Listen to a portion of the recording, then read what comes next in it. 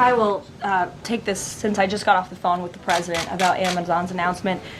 This is a hostile and political act by Amazon. Why didn't Amazon do this when the Biden administration hiked inflation to the highest level in 40 years?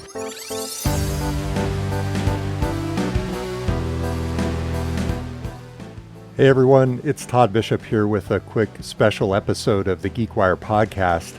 Today we're going to be talking about an unusual and pretty intense public dispute between Amazon that bubbled over during the White House press briefing today and the White House over tariffs, transparency, and politics. We're going to start with a clip in just a moment from the White House press briefing with Caroline Leavitt, and then I'll break down the backstory and explain why it matters and Amazon's response. But at a high level, Amazon pushed back Tuesday on a Punchbowl news report that said it was preparing to show how President Trump's new tariffs were going to impact product prices on imported goods.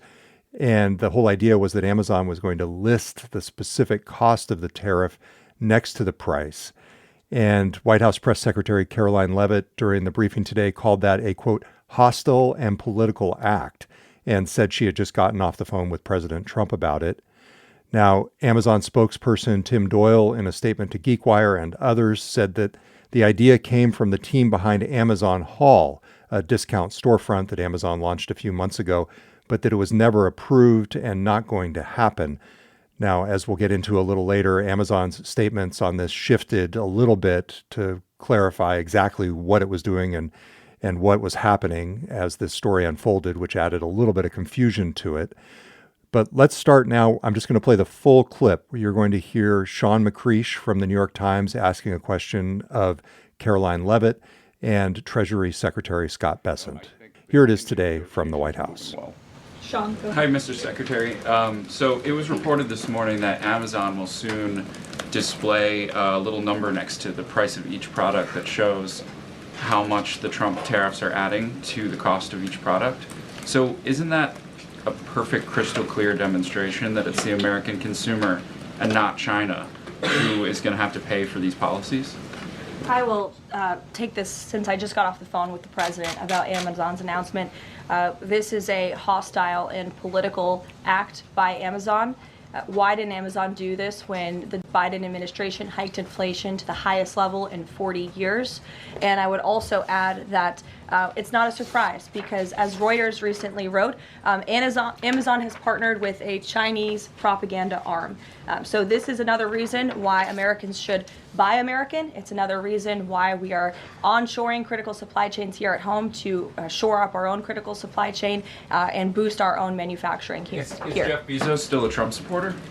Look, I will not speak to the president's relationships with Jeff Bezos, but I will tell you that this is certainly a hostile and political action by Amazon. And Secretary, if you have anything to add. Yeah, I would also add that the bringing down the terrible Biden inflation has been a priority for the first 100 days of the Trump administration, and President Trump has done a great job of leading that since January 20th. Interest rates, mortgage rates are down, gasoline and energy prices are down. We're expecting the further decreases. And as Caroline said, the big tax on consumers that goes unnoticed is deregulation or regulation, and we are deregulating and bringing that down. So, from a household income point of view, we would expect real purchasing increases. We've seen them over the first 100 days, and we would expect that to accelerate.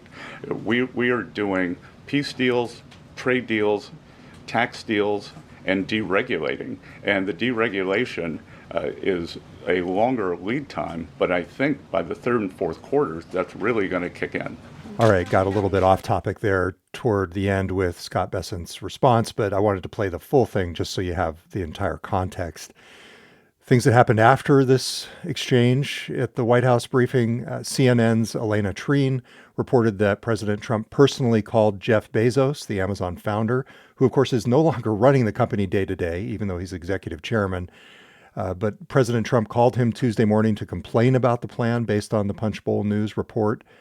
Amazon's response came in stages. First, they said that the idea was only being explored for Amazon Haul, and we've talked extensively about Amazon Haul on the GeekWire podcast in the past with the folks from Consumer Intelligence Research Partners. I'll link to that from the show notes. But basically, this is the service from Amazon that competes with Temu and Shein.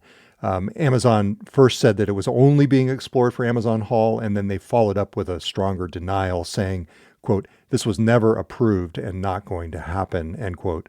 So that kind of added to the confusion and a little bit of the mess, the fact that Amazon came out with its response in stages. As I said, Amazon Haul is part of this plan by the company to compete with these ultra-discount Chinese e-commerce giants. And these kinds of platforms are being targeted by President Trump's new 145% tariffs, which start on May 2nd, and the plan by the Trump administration to eliminate what's called the de minimis exemption for shipments under $800. And Temu is already tacking on huge import fees in response to this, up to 145%, according to CNBC. And Amazon could be heavily affected since more than 60% of its store sales come from third-party sellers, many of whom source goods from China.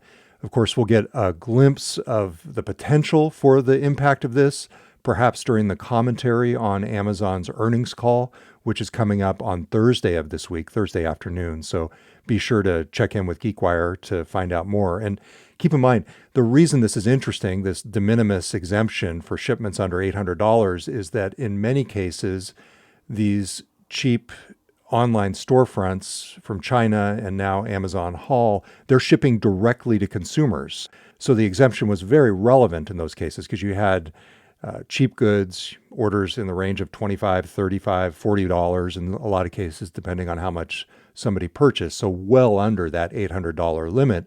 But if this de minimis exemption is eliminated as planned starting May 2nd, then you're going to start seeing those tariffs applying to those kinds of shipments.